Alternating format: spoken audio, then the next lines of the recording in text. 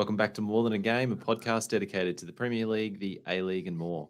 Today on the show, City's youth silence the Bulls bells on their own paddock. Sydney fans let off the fireworks early as their side cruised to yet another grand final appearance. And the Roos make it 100%, but our minds have started to wander to 97. I'm Colby, and I'm back hosting the pod this week, joined by Damo and Tommie. Boys, you've been at the pub earlier tonight, but you're looking a little bit more settled in at your respective homes now. What's on the menu tonight, boys? You're settling in with a cup of tea there, Tommie? Yeah, I've got a nice cup of Moroccan mint tea to just to settle the evening away before I get an early night tonight. I'm paying for my sins today. Last night was probably the first time I've had more than about 4 beers in a sitting for going on 7 months. So it was a tough morning this morning at my place. Yeah, you're quiet on the group chat last night, Tommie, which is like, it goes like up until a point. You get real rowdy in the group chat, and then when it's silence, that's like when you actually start to worry. Yeah. No, it was my partner's got a newfound love for AFL, so we were watching AFL last night rather than the A-League. ROP. Bodes well for the pod. Someone who potentially was watching the A-League last night. Damo, you're back again, mate. After a couple of hosting stints on the pod, you slotted back into your squad rotation position. You settled in at home. How are you tonight, mate? I'm good, mate. Licking my wounds. I'm a bit sore. I've been doing a lot of running lately, but I'm getting there. Yeah, mate. You're doing the running for all of us because I'm doing that much at the moment. Settle back into Brisbane life, but big show today, listeners. We're going to review the A-League semi-finals and a bit of Roos chat and Matildas chat as well. But why don't we kick off with our moments of the week first? Let's go to you, Tommie. Mate, it's hard to go past, I guess, just the Euros being on at the moment. There's something special about these summer football tournaments, like the World Cup, the Euros, the Asian Cup. They always have like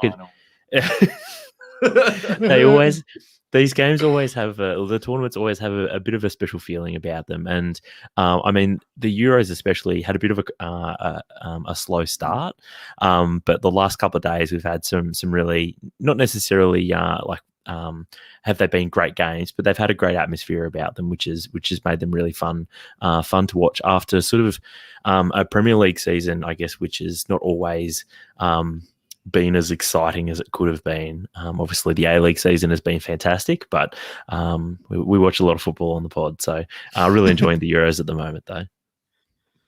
Yeah, I'm excited to get into a bit of the Euros as well. I've had an exam at the end of last week, which is like torpedoed a lot of my life. What would be my Euro watching time. So I caught the England and Scotland mini match on the weekend. Glad I caught the mini match and didn't get up for it, but it looked like a spicy game nonetheless. Scotland celebrating like they'd won a World Cup final, and I was all about it. Mate, the best part about the Scotland-England game was the big Scottish fry-up that Johnny, our Scottish mate, put on for us after the game, after we went to his place. How good. Blood pudding, etc. That should have been my moment of the week. I don't know why it wasn't. Mate, yeah, come on. Poor Johnny. Sorry, mate. Damo, what stood out to you this week, mate? My moment of the week came from Japan this week. I'm not sure if you guys saw this. A couple of days ago, Urawa played Vissel Kobe in the Japanese Cup, and Thomas Deng actually swapped tops with Andreas Iniesta after the game, which was pretty cool. He hasn't really played much football. I don't think he's played any games in the league. He's had a bit of injury trouble, and to finally get a game and, I mean, to swap your top with someone like Iniesta, I mean, Deng's only in his mid-20s. He grew up watching Iniesta play, so that must have been a great moment for him. I was going to say, how lucky for Iniesta. He's got his hands on a Legends shirt there. Straight to the pool room in the frame, I reckon. The Thomas Deng top. He's always been a fan of Thomas Deng. Boys, my moment of the week. We go all the way to a Sydney hotel where the Adelaide United team was staying. I don't know whether either of you boys saw this one, but it was on social media, and apparently some Sydney fans let off some fireworks outside Adelaide's team hotel at like 3 a.m. before their game. I've got this as my moment of the week, but many people had it as their own goal, including A-League memes. We'll get to them in a moment. One of the own goals I think about this is pretty funny. Apparently, a Sydney FC fan pretended to be an Adelaide fan on one of the forums, asking where the team's hotel was so that he could go and wish them luck in person before the game, but got found out straight away because he apparently had all these pics of him on his Facebook profile from the Cove all over. So he just got it was a complete bust straight away. So that was the first own goal. And the second was an A-League meme admin. This is how I found out about it through them and through people talking about it on Reddit. An A-League memes admin called it cringe because it's only an A-League semi and Adelaide were underdogs anyway. But what a weird take, because I'm sure Uruguay didn't care that we were underdogs when they did it to us, the Roos, at our Interconfed World Cup playoff. And I'm sure Peru didn't care that New Zealand were underdogs when they flew jets over their hotel and all the other shenanigans. And I'm sure all the European teams in the Champions League in Europe don't care about who's the underdogs when they do it either. Colby, I think there was and I might be jumping in for your last point, but I think I saw one of the Adelaide players. He tweeted or posted something on Instagram or something that said, "Well, they must have gone to the wrong hotel because I didn't hear a thing." It was Jordan Elsey, Damo. It was Jordan your boy. It was in the Ice Age. He was bloody past. I thought that was great. It was hilarious. Yeah, because he slept through it apparently anyway. And the third and final own goal, and we'll get more on this later, but great for the Sydney fans to show this passion, and this is what we're always banging on about. We want active in Australia to show this passion that we see over in Europe and stuff like that, and then we go and say it's cringe, which is a bit of an own goal. But then half the Sydney fans don't even rock up to the game anyway. So I mean, fair weather fans. It's real Aussie areas that as soon as someone gets passionate about it, to about something in general, to say that it's then cringe.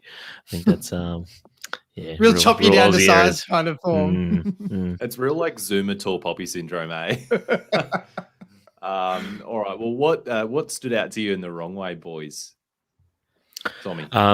I'll go first. So for me, it was a case of I've been back in the country now for 2 weeks, and I've had 2 possible opportunities to maybe catch a live game of football, and with the COVID outbreak in Melbourne, it meant that I wasn't able to catch the home semi-final for Melbourne City this weekend. So bit of a bummer, obviously, and we'll talk, I guess, a little bit more about this, but that's mine.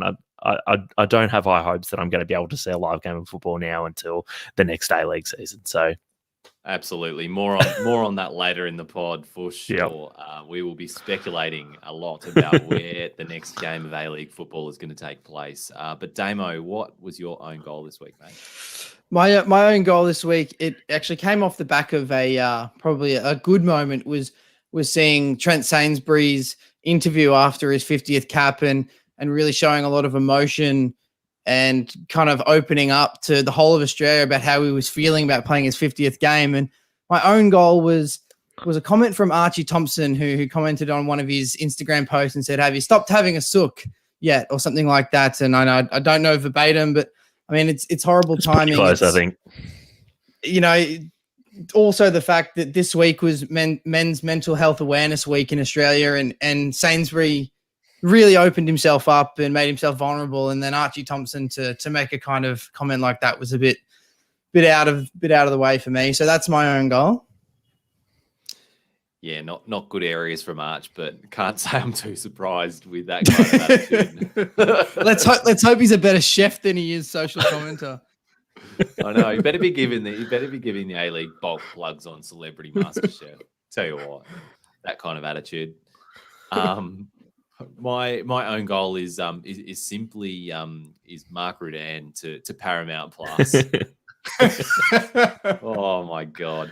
When we thought we were free from mediocre A-League pundits, we're escaping Fox, we're escaping the Speeds and the Harpers of this world, fingers crossed, and then what do we get but Mark Rudan straight out of the woo and straight into this bloody sweet Paramount. Get yourself an agent like Rudan. I'll tell you what, you You could just like, if I had an agent like him, I wouldn't have to worry about a day of work in my life. But yeah, what more can you say? Well, I Just mean, real rude areas. it's Paramount's first signing. It's not a great one. Tommie, did you give us an own goal, mate? I did. It's that I won't be able to see live football for That's probably right. going on 18 months. So, yeah. Well, let's get into some news items in that case, boys. A big one this week that stood out to me anyway was just that all of the A-League clubs, I mean, given that a lot of clubs have now finished their seasons, being knocked out of the finals or not making the finals as the case may be, they've started with some clean-outs. And there's just a few clubs that I wanted to touch on, boys. I mean, firstly, the Mariners, victims of their own success. It's sort of come out this week that Stadge and his assistant are going to be leaving the club. Qual's already gone, and apparently Tongi and others are receiving offers. Victims of their own success, boys. Yeah. It's not surprising that Stadge has left, I think, to a big degree, because I mean his stock has not been higher for a long time. So he really could have sort of named his price, either literally or sort of figuratively at the Mariners. And if they weren't in a position to sort of either financially back him, like salary wise, or just in terms of supporting him and where he wanted to take the team, then really it was pretty easy for him to walk away and say, well, fine, I'm sure I'm going to be able to get a very well-paid gig somewhere else where they're going to give him plenty of support. So not really surprised at all, I guess, about that. But look, I guess it's a bit of a double-edged sword as far as the other players, though, isn't it? Obviously, they've had great seasons, and hopefully they can go on to bigger and better things, and I guess we'll see where they all end up.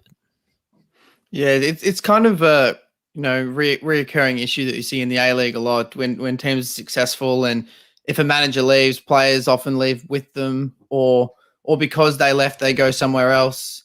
If the manager or important players leave, then everyone kind of goes, well, it's only downhill from here. I'm going to get out while I can, and then it's a bit of a rebuild. And unfortunately for Central Coast, for a lot of other clubs, that process is 2, 3, 4 years. At the top, but for Central Coast, it's been one season, and you can you can really only forecast mediocrity again for them, given what's going on in the off season, unfortunately. Yeah, they do seem to be now, back on this sort of edge of a cliff, or sort of on the knife edge or on the precipice of, another existential crisis. With this happening as well, we don't know which way it could go.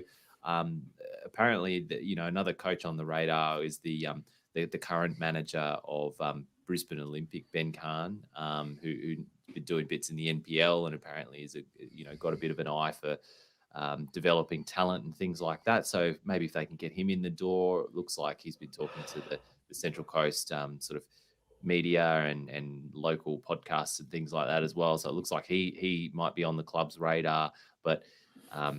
I mean, you never know. Like does he know that he needs to get on more than a game if he wants a serious chance of getting an A-League gig? Or I don't know. Get him on the pod.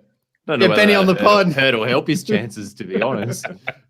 And the other thing relevant to the Central Coast is they're going for the management rights for Gosford Stadium, for Central Coast Stadium, and that sale will go ahead at the end of June, and so that's huge for the club. That feels like a pivotal crossroads for the club as well, because if this bid basically gets up, that could lock in the future for the entire club. It's currently owned by the council, but if you think about it, they'd be the first club to actually own their stadium, and it would make it much easier for Charles Worth to sell it, improve the value of it, depending on what happens. It's also another income stream, right? Rights. Yeah, exactly. So hiring the stadium out for events or lending it out for rugby league games that want to go to the area or things like that is another way for them to make money. Yeah. So you just feel as though you're at a fork in the road if you're a Central Coast fan or for that club at the moment. Now, one way is, they get this Ben Kahn bloke in and they get the rights to the stadium and they have another great season and sort of like Wellington in a way when they lost Mark Rudan and got in Norfolk Calais. We were like, well, Wellington just going to shit the bed again. But actually they went, to new strengths. But, Mariners, the situation feels a little bit more dire. And the other road seems like it could be the club ceasing to exist. And it feels weird to say that after they've had such a successful season and made the finals again. But, such is the life of an A-League club. Boys, yeah, go on, Tommy. I was going to say, I guess we may not have the clubs being in this same position in 12 months' time to the same degree in which they are now, because, I mean, the new TV deal may give some of the clubs a little bit more stability. And I guess it's been a pretty tough, probably last 24 months specifically for the A-League clubs. But I guess hopefully in another 12 months' time, it's quite as nervy at all of these sort of mid-tier A-League clubs. Speaking of mid-tier A-League clubs, we'll keep going through the list, and unfortunately, I have to include Brisbane in that list, boys. But they've had a bit of a clean out as well.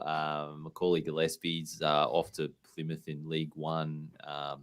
Riku Denzaki and Joey C have ended their loans, and the Raw are just slashing the double barrels. They're just slashing their stocks of double barrel names, with Burke Gilroy and Courtney Perkins also departing the club.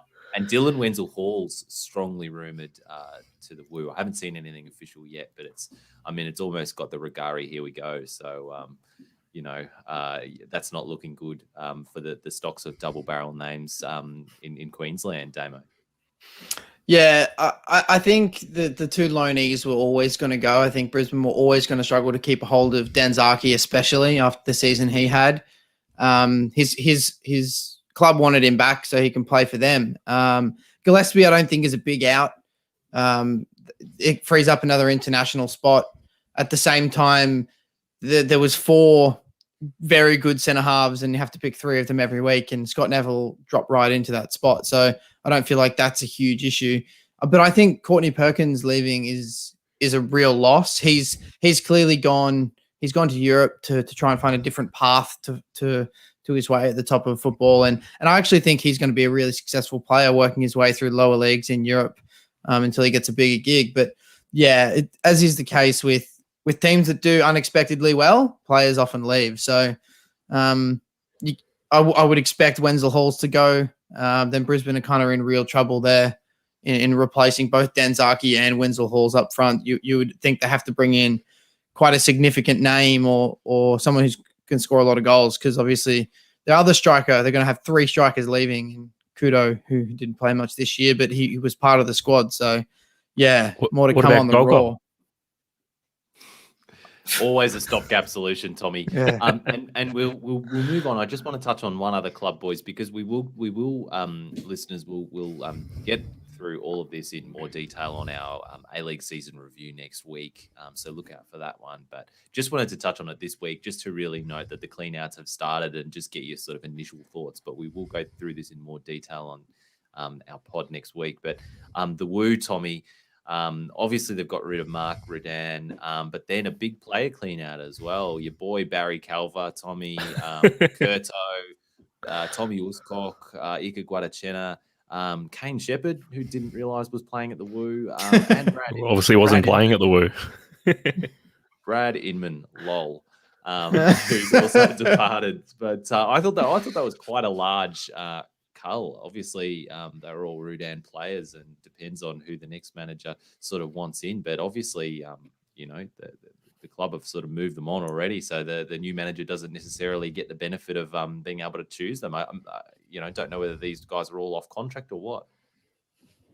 I think they were off contract, so it's really just sort of clearing the decks, I guess, of players that were very, very unlikely to be held over. So it does maybe point to the fact that they do have an idea of who they're going to appoint to replace Mark Redan. So I guess that's exciting, and hopefully we hear some more news about that in the coming weeks.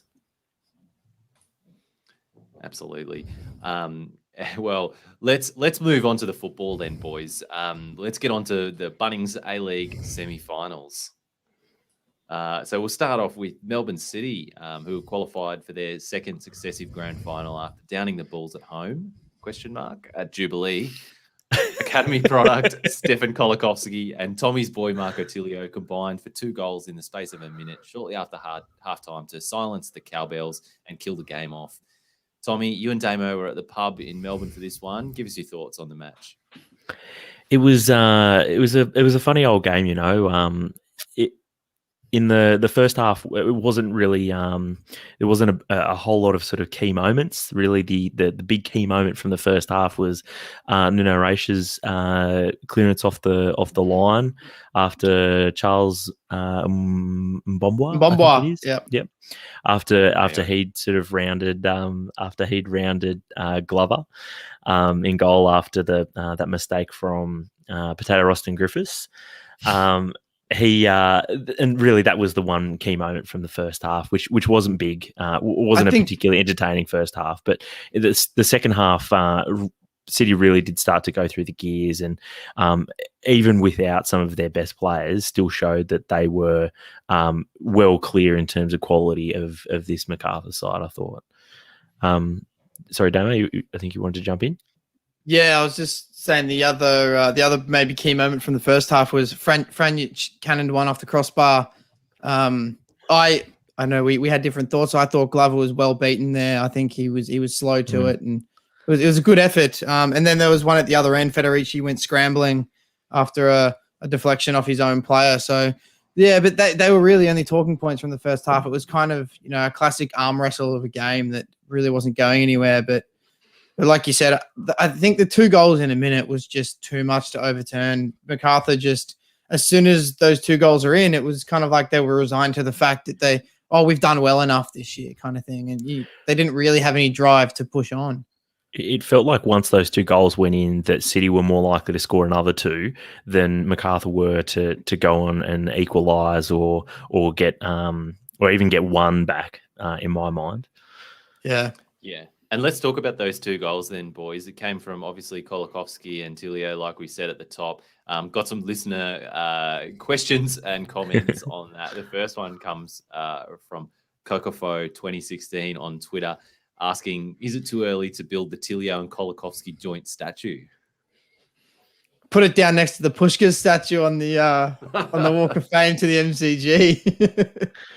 On the subject of look, not at all. I think the sooner we get more football, more football statues in Melbourne, the better. I'm not sure if you guys caught last weekend that Simon Hill was on, what's it, Offsiders, I think, the ABC Sports program, and he was saying that basically there's a bit of a G up to the others that like when's Melbourne going to get a statue for Ange after like he's won titles in the NSL and the A-League, gone over to Scotland, and obviously won the Asian Cup as well. So yeah, can't get enough football statues in Melbourne as far as I'm concerned. Well, and Scottish Premier League and UEFA Champions League this year, so keep an eye on those ones.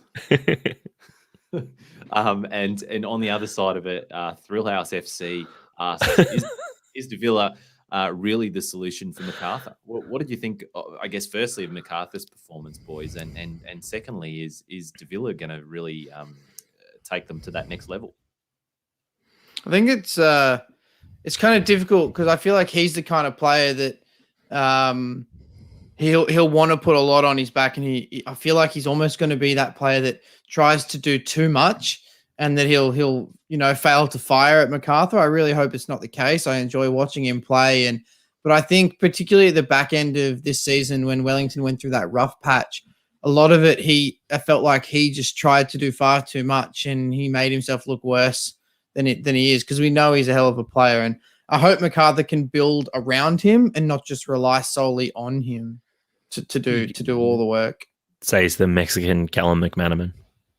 Yeah, it's a good Jesus. That is so rough. He's the Mexican Billy Gilmore. I don't know what I'd rather be called. You mentioned this in your own goal, Tommie, about not being able to watch live football. Obviously, this match was surrounded in controversy regarding the venue. Pretty rough on Melbourne City after losing their Socceroos for the final series, having to pull out of the ACL, and now can't have a home final, or at least not a home semi at this stage. What did you make of this whole saga, Tommie? Whilst I was personally disappointed, I'm not really sure that there was much of an alternative. Like I said, personally disappointed. But if you put yourself in the APL shoes, like I'm not really sure what else they could have done. I mean, at the pub, me and Damon, as his mother calls him, Sounds formal. and me Where and do we get Damo, called that at work?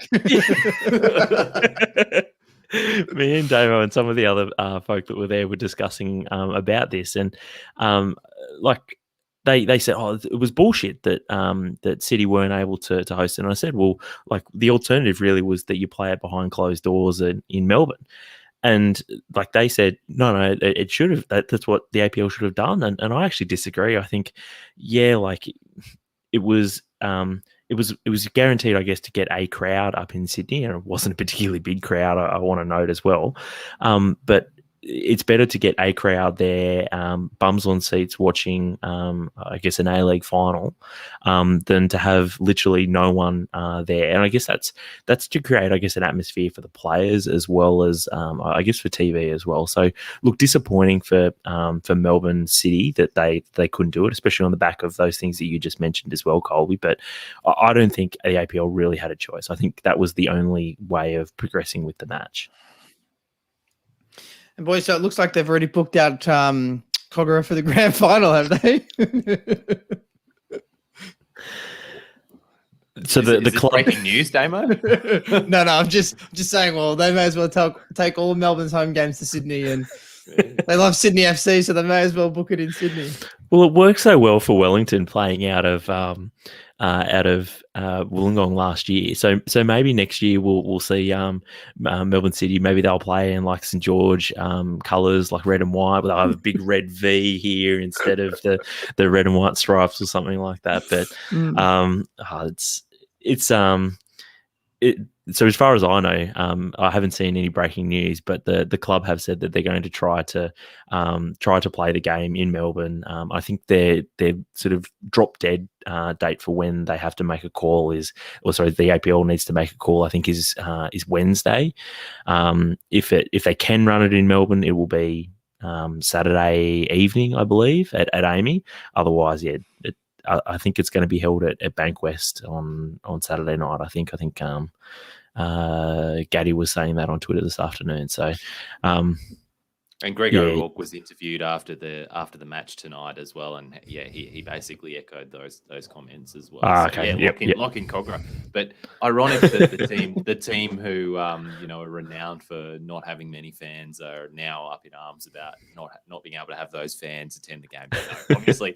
Jokes aside, they really do deserve to see their team in a home final, which they have earned by being the best team throughout the regular season this year.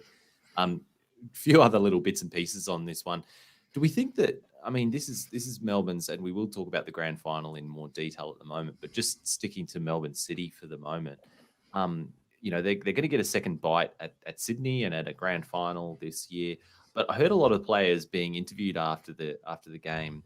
And they were all talking about their motto, which is like the first I've heard about it, but like this anyone, any place, anytime motto. I don't know whether you call it that, but like it seems to me like Kisnorbo is just like really trying to, drill this new motto into them. And I don't know, maybe the mentality's changed, Tommie. You're right. Like I've only really seen this in the last couple of days, right? And it's only really started popping up on social media that I first noticed it today. I did see it pop up a couple of times on the Melbourne City like supporters group as well on Facebook. So it does seem like it's doing the rounds at the moment. But I think it is a bit of a new thing though, which is just a bit weird. Like fair enough if you've been plugging this for the last couple of weeks or sort of throughout the season, but. Yeah, I think this is stop trying to make fetch a thing. It gives me real remember like that movie corporate vibes. Remember that movie with Will Ferrell where the semi-pro where the motto of the club was everybody love everybody? It gives me real vibes like that. That's excellent. All right. Other semi-final boys. Sydney ran out a comfortable 2-1 win over Adelaide in front of a modest crowd at Cogra to give themselves a chance of the three-peat, thanks to goals from Adam Lafondra and Bobo.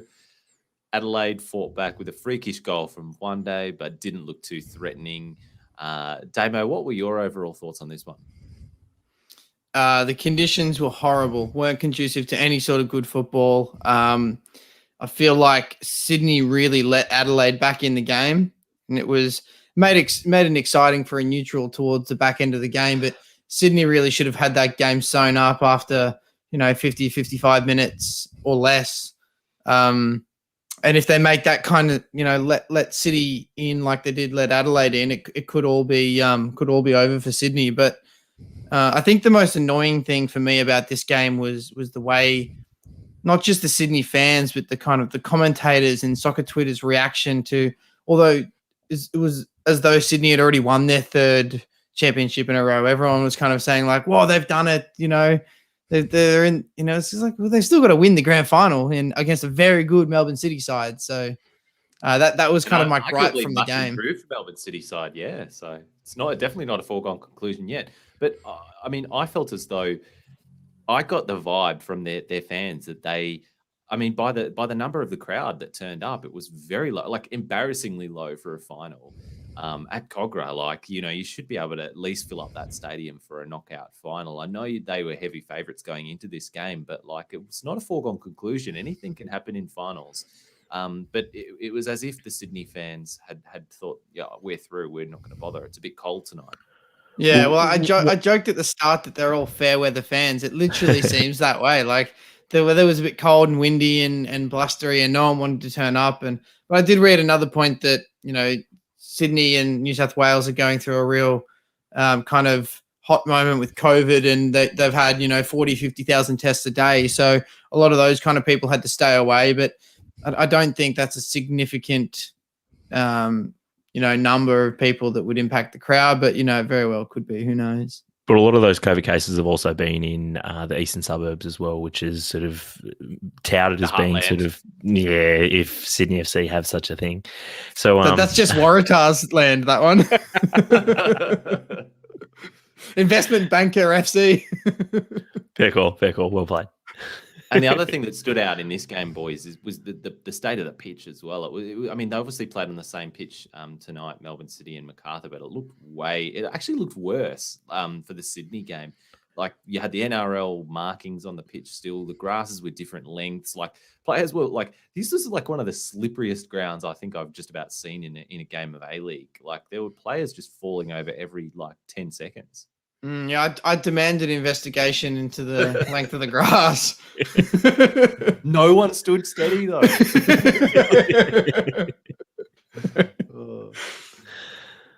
It was a little bit like Faulkner Park, Colby, with like that real slushy area down near one goal where you just hope the ball doesn't go there because you're not sure if you're going to be able to play football if it does. I think another talking point from this game was it was just the length that it was taking for them to review events and kind of the way the referee got involved, I think, too much in the game. I don't know what it was. It kept griping on me that every single decision the referee wanted to either just listen to upstairs or go and watch it himself, and it really slowed the momentum of a game, which is a final that's kind of meant to roll on, right? I actually got I had a slightly different take on that one, Damo, which was that the on-field referee Ali Reza Fagani wanted to just let the boys play. He was sort of waving on everything, and Chris Beath sitting in the VAR was like, "Mate, you got to have a look at this. You got to have a look at this. You got to have a look at this." And he was taking forever to look at it. Yeah, it was like the VAR that was really slowing the game down in this instance, whereas really it's supposed to be an aid for the on-field referee. It was basically me in the group chat, like, "Oh, boys, you've got to have a look at this." And you guys are like, "Fuck, mate, it's nothing. Like, it's not even interesting." That looks like a virus. I'm not going to click on it. Yes, it was definitely, obviously being a Sydney FC game, there are a few favourable VAR incidences. Obviously, one led to the first goal with that Delianov dubious contact. Did you have a take on this one, boys? I mean, I think you kind of have to give those. It's a bit of a. I would say it's an error on Delianov's part, kind of a brain fart. but he made up for it later on with saving a penalty from Lafondra. So that evened itself out in the end. It was a great save, that second penalty when he went the same way. I thought it was that it was a pretty reasonable decision to bring it back. I only caught up with the highlights today, and I remember seeing in the group chat that geez, like a bit of a dodgy penalty there. But I was like, no, but I think it's probably a fair decision to bring it back. Obviously, the commentators sometimes can colour our feelings about this at times. So Sydney FC conspiracy. Well, let's give Sydney a bit of love then, boys. They did have a very good game. Guys like Barbarousis and Bum Johan, who I haven't seen either of them have a good game in a Sydney shirt for a long time. Both of them I thought had a very good game. And Joel King as well. And we've got a comment from Steve Paletti on Twitter asking if Joel King continues developing at his current rate, is the Socceroos left back spot his to lose for the next 10 years once he gets a crack? Jesus. So that's a very big shout. As a Sydney FC fan, for context. Yeah, of course. I also he did have a good game. Yeah, I think he had a great game. And I also think Luke Bratton had a brilliant game. He often can go missing for weeks, months at a time, not just 20, 30 minutes of a game. But I thought last night he was particularly really good. He controlled the pace of the game. He got the ball moving left and right. He was hitting those passes that Ange famously said that he can hit a ball. He's got a better passing range than anyone he's ever seen. So we see it once in a blue moon, but last night he was really on one, Luke Bratton. All right, boys. Well, let's now talk about the grand final, because obviously we know who's going to be in it. It's going to be Sydney and Melbourne City next Saturday night. Query where, around 7 p.m. The rematch from last year. Greg O'Rourke, like we said, he said that Plan A is currently to have it in Melbourne. Mikey Mifsud asks, should Melbourne City respond with a full military strength if the final isn't in Victoria? Why don't they host it in Geelong? If there's, if regional Victoria is allowed to have no restrictions, why not host it at Geelong? Get a big crowd there too. Speedy asked that when they were interviewing Greg O'Rourke on the KO coverage after the game, and I think Greg O'Rourke's response was pretty much like, oh, well, it's like you kind of run into the same issue as if you were holding the game behind closed doors, because like even though it's in regional Vic, like no one from like Melbourne CBD could come in, and like depending on the restrictions, like sometimes Geelong's greater Melbourne and sometimes it's not, and I don't know. It sounded like he was like, oh no, it's all a bit too hard in Geelong, but. I think Geelong are actually playing a home game next Saturday night anyways, the Geelong Cats. So the stadium's probably booked out. Yeah. And that's it. If the stadium's not available, just say stadium's not available. Yeah, I know. It was a very long way of saying the stadium's it's very long. We haven't considered that. Exactly. And the other thing that we heard is that the AFL might have crowds of 30%. As of next weekend. So everyone's just like waiting, like, come on, why? Well, surely this is going to apply to the A-League as well, because at Amy Park, that would mean like 9,000 people, which would be, not unreasonable. It would be pretty. Do you reckon they'd get 9,000? Well, I don't know. All these 9,000 Sydney fans that are just waiting, like gonna, send in the military if they don't get their game. So they better bloody show good. up. I tell you what, for a grand final. But what about the Roos boys? I think it would be. I think you would see a lot of because City do have seemingly a lot of members. They just never show up to games, right? So I think like they're close to like 8,000 or 9,000 members or somewhere in that sort of a ballpark, but they never get that many members even showing up to games. So I don't know why that is, but expect all of those members to be showing up for the grand final though, who haven't been to a game all year, obviously. So all these people are waiting to redeem their tickets and they're just pissed off because they're like, oh, I've sat at home all season and now I've got these tickets. I have to redeem them. Yeah. In terms of Colby, the guys that are missing, there's a lot of players from these two sides that can't play, that have been away with the national team. And it kind of seems though it's it's City's attack and Sydney's defense that are out. So it's whose young kids can hold up better. Is Kolakowski and Tilio going to do again what they did today, or are Heward Bell and whoever the centre half that came in for McGowan, can't remember his name now, but he had a great game in the preliminary final against Brisbane, in the last game in the league. Anyway, it's kind of going to be which one of those holds out, right? And I feel like Sydney have got the more stars. They've got Bobo, they've got Lafondra, they've got Barbarousis. Is it just going to be like a shootout? Are they just going to try and score as many as they can? Well, this is the two narratives in a way, isn't it? It's sort of like you've got the plucky youth of Melbourne City who are standing up against the sort of juggernaut of Sydney FC, marching on their way, trying to spoil this season where we've had like flourishing youth and one of the most watchable seasons of recent years. And then you've got Sydney just bringing back Lafondra and Bobo into the one team, just morphing them into this like juggernaut who's destined to just like grind down all other teams before them. It was supposed to be Trent Buhagiar who'd scored 20 goals by this point. That's what we were supposed to get this season. Did he get injured? Is he out? Or like, could he still be playing? It's just no one's even heard of him. Who knows? I think he did it. I don't know. Like he got slightly injured again and someone just took him out the back and they put him down. Jesus. Did the old horse racing trick. It's gone off to the glue factory. And boys, all right, like let's get down to it. Who takes this out? I think with Alex Wilkinson still sort of leading the back line for Sydney and Lafondra, geez, he has really rejuvenated that Sydney team since he's come back. And I think if you take Lafondra out of that team, I think it's a far more even and far more difficult to call game. But I think with Lafondra there and the form that he's been in lately, I struggle to see anything other than Sydney winning this, probably in a bit of a canter. But the City youngsters today and Atkinson, his return recently from injury, he's been, I thought he had a good game today without being outstanding. But his return and those three young City players up front, they're too inexperienced, and whilst they're good on their day, I think they're not going to have their day on grand final day, unfortunately. Hedging your bets, good to see. Tommie, Damo?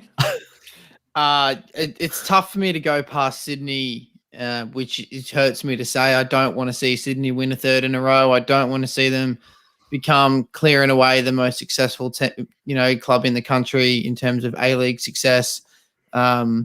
But I just kind of mirroring Tommy's thoughts on both teams. I feel Sydney is just a far stronger side all over the ground at the moment. But I just hope that City can bring a competition to the game. I don't want to see – it feels like every time I've watched Sydney FC over the last kind of 6 to 7 weeks, they just run away at the start of the game and everyone plays catch up and they kind of just canter their way through to the end of the game. I don't want it to be that in the final. I want it to be a end-to-end kind of match up. So let's hope City can bring it, because I'd love to see them win, but I'm going Sydney.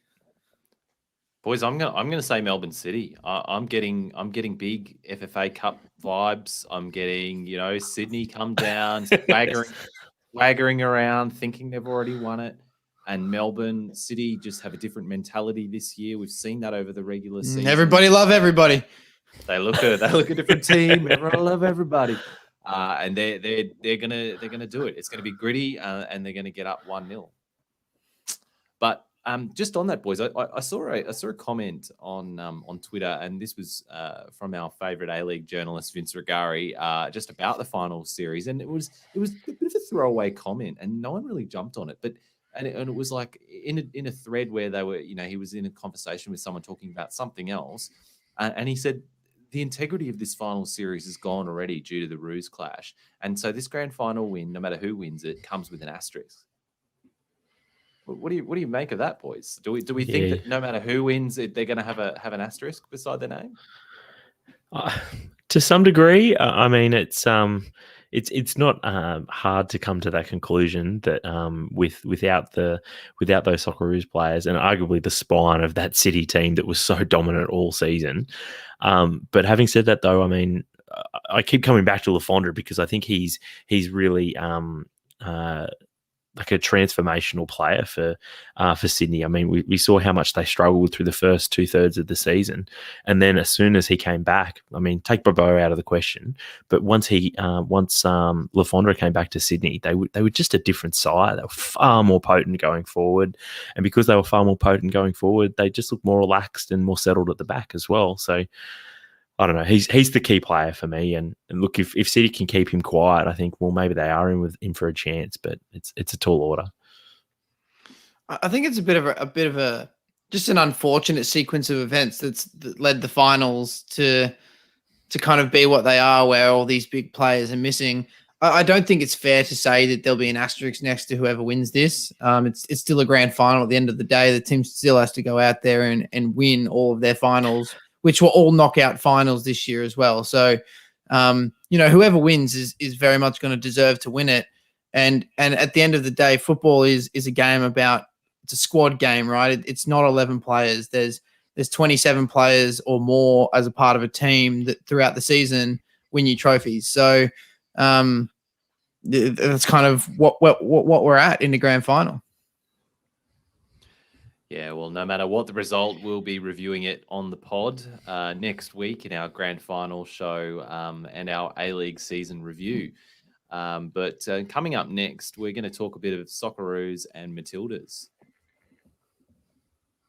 Boys, let's talk Roos first of all. They've completed their sweep of this round of qualifying with that gritty 1-0 win over a pretty desperate Jordan side. It was big Harry Suter that was the difference, smashing home another header in the 77th minute before the Roos closed out the match, weathering that 40-degree heat and a late boil over, which saw Musa Altamari get sent off as Jordan bowed out of the running for the 2022 World Cup.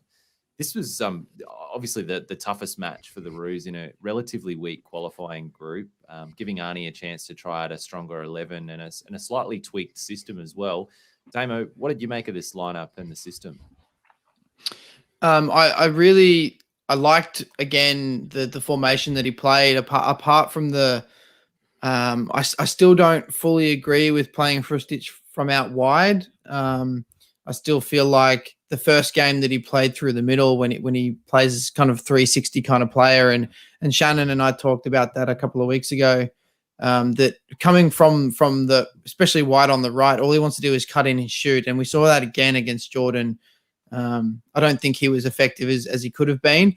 I really like the look of the midfield with Dougal and Irvine in the middle, and I think this was probably what Arnie considered his strongest 11 that he had on hand at the moment, which was good to see that he didn't try and shuffle things around again and play like a makeshift formation and a makeshift lineup. This was really he had 3 games to do that, and then on this game against Jordan, he played what he thought was his strongest lineup. So I think that was good to see. Obviously, we could have wanted a better result than what we got, but we got the job done, and a lot of Jordanians on Facebook aren't very happy, so it's good to see. I love the Jordanian Facebook banter before the game. Like I just had to tweet that out from our account because I was going through just like a random Socceroos post before the game, and I was like, hold on, there's like 600 comments. This can't be.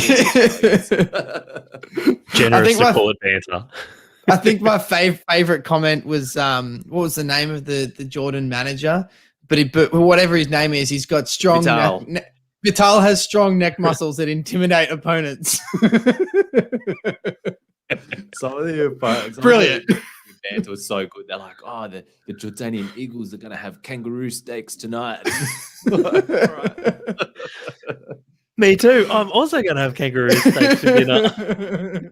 Yeah, we can eat our mascot. Yeah, so obviously in this game we saw the 3-5-2 come out, which allowed Arnie to play Degenak, Sainsbury, and Big Sutar as well, which proved the difference, as well as having Bajic and that midfield Damo that you talked about with Dougal, Krustic, and Irvine, and playing Boyle and McLaren as a sort of pair up front. In terms of the performances, obviously Suter just like on fire in the AFC at the moment. 6 goals in 5 games now. I think he's up to And then Damo, your boy Karacic, came on and played as a wing back in this system, and was just he played. He camped outside of the 18-yard box of the opposition. It's funny. I sent you guys a Karacic's average position after the game, which I didn't give you with the context that he came on for 12 seconds and touched the ball in the corner. Exactly. So it looked like he. It looked like he just parked like himself outside up front. out of the exactly. He had a brief little cameo at the end to get his stats up as an attacking wing back, which was good as well. But let's just talk a bit about Jordan. They played like a team who were desperate to stay alive, and looked a bit like Syria in that playoff. Obviously, this was a playoff for them, and they wanted to keep it very tight. But what did you make of their performance?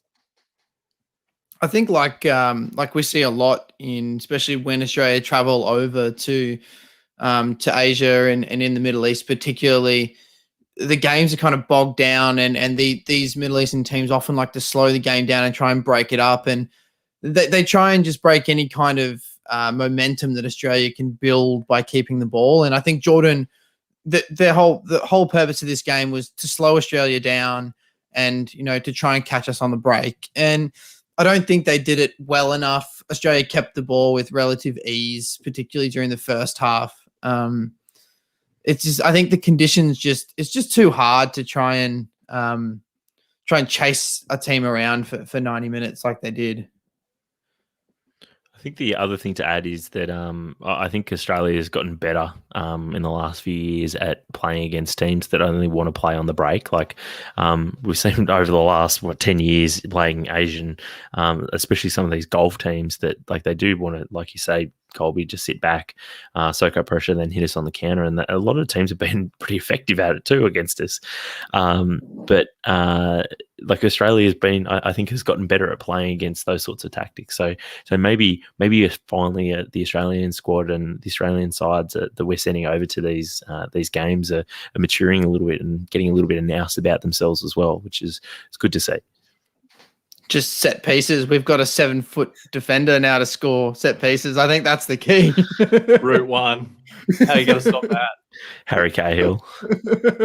Well, I mean, speaking of Harry Souttar, boys, I mean, we've got him, we've got Boyle, and we've seen Dykes playing, Lyndon Dykes, the Australian-born now Scot for footballing purposes, playing over in the Euros for Scotland. Who got the better deal there? Definitely us. I thought Dykes was dire on Saturday morning. He had a whole bunch of chances and just didn't convert any of them. So, yeah, pretty happy with the deal that we got. Yeah, no, definitely happy with that. Although I feel like Dykes and Boyle would actually be a great big man, small man kind of combo up front. So I think Scotland have really missed out on that. That's right. Boyle would be banging in goals at the Euros for sure. He's better than Che Adams, that's for sure. But 8 wins though, that's a record for Socceroos World Cup qualifiers. 8 wins in a row, like not even the Golden Generation managed that. Not to mention playing in the Middle East, away in the heat. How much praise should Arnie be getting for this, boys? Remember, this is meant to be a team and a squad that's meant to be quite weak compared to previous campaigns. So, look, if anyone's going to get credit, yeah, obviously the players should, because they're the ones that ultimately did it. But I think you probably do need to give Arnie a fair bit of credit, because he's supposedly taken like a weak group and got them performing, and like I said, showing a little bit more now. So yeah, I think Arnie does deserve some props for what he's done with the squad so far. But obviously, the job's not finished yet. It's still going to be far more difficult in the next round against some far better teams, arguably better than anyone who we've played thus far in this qualifying campaign. I think the key point about the last 8 games in a row that they've won is that they've played many different ways, many different formations with many different players. And they've found a way to win games regardless and score goals, which particularly has been Australia's problem when they've gone away from home to play games in Asia, is scoring goals. and they've scored a lot of goals. I think in this round of qualifying, they scored 28 goals. So, it's really good to see that we've got goals coming from all areas of the park, and I think that deserves a lot of praise. That we can come at it a different way than we usually have. Yeah, that's right, Damo. No, obviously, you can only beat what's in front of you. 8 wins is still 8 wins, so Arnie should certainly get some praise. But the thing to qualify that, I guess, a little bit further would be that, like, being in a hub and a camp, it's a bit different from like hopping off a plane and getting in front of a hostile crowd. In places like Fair. Jordan and Syria and other, not that we can really play in Syria, but playing across Asia and the Middle East in some of those crowds, it's a bit different from playing in an empty, basically like a training setting. So we may need to reserve judgment for the next phase of qualifying. But just on that, the draw is going to be released on the 1st of July, I believe. We'll have to be playing 10 games between September and April. It'll be 2 groups of 6 teams, and basically just wanted to see who you would like to see us play. So in pot 1, you've got Japan and Iran, so we'll be playing one of either of those. Pot 3, you've got Saudis and Iraq. Pot 4, UAE and China. Pot 5, Syria and Oman, and pot 6, Vietnam and Lebanon. You don't need to go through them all, but I mean, give us, pick out 1 or 2 that you'd really like to see in terms of matchups. I would like us to avoid Japan. I feel we've come up against Japan in the final stage of World Cup qualifying. I think every time now we've gone to qualify through Asia. So Sick of them. They're always a tough opponent, and I think everyone kind of slyly wants to play Iran. Iran are ranked higher than us, and people kind of have got a confidence that we're a much better side than them, and we can kind of get one back that is still lingering over us from 20 odd years ago now. So, but also another. I don't think we've played Iran since, or not in Asian qualifiers, or even in the Asian Cup. So that's wild, isn't it? We haven't played them since 1997, and despite now being in the AFC. So I would love to see us get them, so we can put one over them. But also another matchup, I'd love to see us drawn in the same group as Syria, just for the Facebook banter. just like I just want to come up against the Syrians on Facebook. I'm looking forward to that matchup if we get drawn against them. Boys, that's pretty much, that reflects. We put that question out on our social media during the week, on Twitter, Reddit, and Facebook. And Matt Thompson on Twitter wrote back to us, and his comments basically reflected a lot of what everyone was saying. He wants to see us play Iran because we don't play them a lot, and they're owed a pretty big receipt from us. He also mentions China because he thinks the ScoMo Xi Jinping in the stands would be brilliant, pretty good given the. You just know ScoMo would actually talk about football for the first time if we were to dig one into China. He'd be like, "Oh, by the way, we beat you in the soccer." He'd have a fresh Socceroos scarf straight out of the packet and on him. He's the kind of guy, I reckon, that would show up to the game wearing like a Wallabies jersey, like one of those 90s cotton Wallabies kits that's got like the Southern Cross over the front of it, the John Howard version. 100%. And also Syria, a lot of people want to see them for the banter and the rehashing of all of the memes as well. But the other thing to remember is Arnie was actually playing in this game in 97 as well. So there's a lot in it for him as well. And he was interviewed during the week, or he made some comments to the effect that he's pretty keen to right the wrongs of that night as well. So that would be really great for us. But I think another matchup I'd love to see is Australia versus Lebanon, just to see how the streets of Western Sydney kind of react during the game. Well, I was about to say, Damo, just on those 2 teams in pot 6, obviously Vietnam and Lebanon are the lowest ranked teams that we could face. But those 2 teams are going to be no pushovers. Vietnam have been playing brilliantly in qualifying. Through a golden generation, Vietnam, I would say. And this is their first ever qualification to this round. So there'll be a lot in it for them. They'll be playing with a lot of heart, and they've got a lot of skilled players in their team. So I can't name any, but they are. I But mean, they the exist. results speak for their results speak for themselves, and we're hearing big things about how they're playing, so they won't be a pushover. But can't wait to see that, and we'll be covering all of those on the pod, obviously. But just in terms of where we'll be playing these matches, obviously there'll be a lot of games in a short amount of time again, just because of where we're at with COVID. But we're staring down the barrel of playing these games in a couple of hubs. So, i.e., we'd be losing our home advantage, which has typically been pretty critical for us in World Cup qualifying. Are you concerned about that at all? No, I'm not concerned, because I think it comes back to the point you made earlier about going away to games is, I think, more where we've struggled than actually gaining an advantage by playing at home. I think we've lost more points away than we've gained by playing games at home. And if we're in a hub, then it's the atmosphere that we don't have to come up against that will benefit us more than the atmosphere we can provide at home, I think. So I'm not concerned, because we might not get as many points at home as we usually have, but we'll get far more points away from home than we ever have. 100%. I think like the atmosphere that we get at home games sort of pales in comparison to the atmosphere that some of those other nations generate. Yeah, well, I just remember, Tommie, that night where we went to the Japan game. It wasn't a World Cup qualifier. I think it was just an exhibition match, but it was in Melbourne. It was a pretty packed out stadium, and there were would have been a couple of hundred at most Japanese fans, and they outsung the entire stadium. It was They just don't stop. For the entire match. Yeah, it was pretty embarrassing. Yep. For us. But all right, well, we'll be very keen to see who our next opponents are in World Cup qualifying. Looking forward to those games later in the year and into next. But just before we do wrap up the pod tonight, boys, we'll talk about the Matildas' most recent game in their lead up to the Olympics.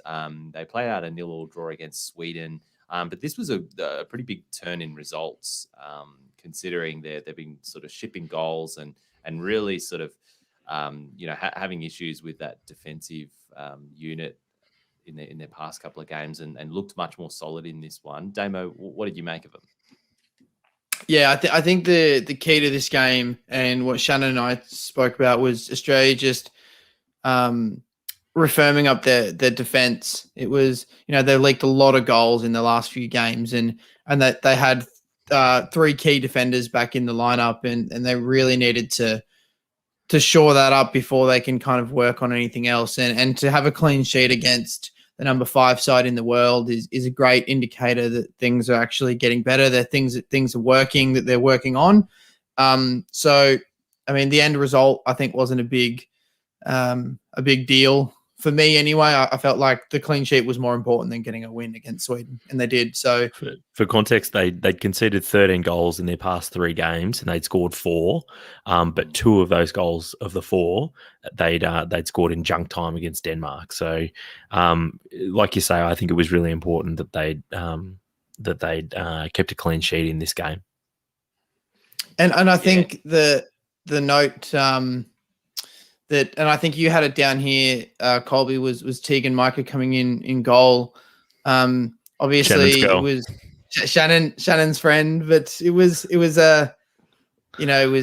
it's been such a question for the Matildas who plays in goal for the better part of 6-7 years now. There's been some good goalkeepers at W League level who've, there could have been half a dozen that could have taken the Matildas spot. And I think it's more up for grabs now than it ever has been. And she came in and kept a clean sheet. So, yeah. She made a couple of saves too. So we should gas her up for Shannon. Gas up his mate. I don't know whether we say like we've got our boys, but do we say they're our girls? Like, it just doesn't sound right. It doesn't sound the same. Got to get around the girls, mate. I don't know, but yeah. So we got to give it some love for that performance. Getting a clean sheet against Sweden on your debut, I don't think you could ask for a better debut than that. And I think she's like only 23 or something like that. So yeah, great if she can get into some form and have some years in there challenging internationally, because Lydia Williams wouldn't be that far off retirement, but then you've got Mackenzie Arnold and a couple of other strong keepers from the W League and the like, Damo. So there should be some. It should be sort of back open up to competition for that spot pretty soon. Yeah, you'd imagine so. And I think at the other end of the field, although we didn't score, Sam Kerr, the recently crowned PFA Player of the Year, very, very much the favourite now, I would say, to take out the Ballon d'Or. You can always rely on her. As long as you shore up that back line, you've got Sam Kerr up front, anything can happen. And looking forward to the Olympics, that's kind of what Australia will be hoping is, if they can stop conceding goals, you can always rely on Sam Kerr to score them. Well, that seems to be what happens with teams, right? I mean, Sam Kerr hit the crossbar in this game. She's on a small drought. I think she's gone sort of 3 or so games now without scoring. But Jeez, I'd love that. By her I'd love standards, if this is a that bit of a was drought. considered. Yeah, I was like, I'd love if that was considered a drought for me. It's like most of every time he goes 2 drought. games without scoring. Yeah. She hit the crossbar in this game, so she could have easily sort of had one to her name. But it sort of goes that way sometimes with teams when they're known for scoring a lot of goals, and then they have defensive issues. You see, it does play on the attackers as well, whether they're actively being required to come back and defend, or whether just mentally they don't, they don't know. Whether they can go forward with as much freedom. So I think we'll find that once we solidify at the back, that'll give the likes of Sam Kerr much more license to sort of do what she does best up front. Yeah, definitely. We'll be, of course, reviewing and watching closely the Matildas games at the Olympics coming up as well. But that's probably going to do it for us today, everybody. Thanks, as always, for joining us. Thanks for listening. If you've enjoyed the show today, we'd love it if you could give us a review on Apple Podcasts or shout us out. You can follow us on Twitter, Facebook, and subscribe to our YouTube channel for the video version of this pod, which drops about a day or two, or in some cases a week before the pod comes out. Links to all of those in the show notes. Next week, we'll be back, as we mentioned, for our review of the A-League Grand Final and our season review of the A-League. But until then, enjoy the football.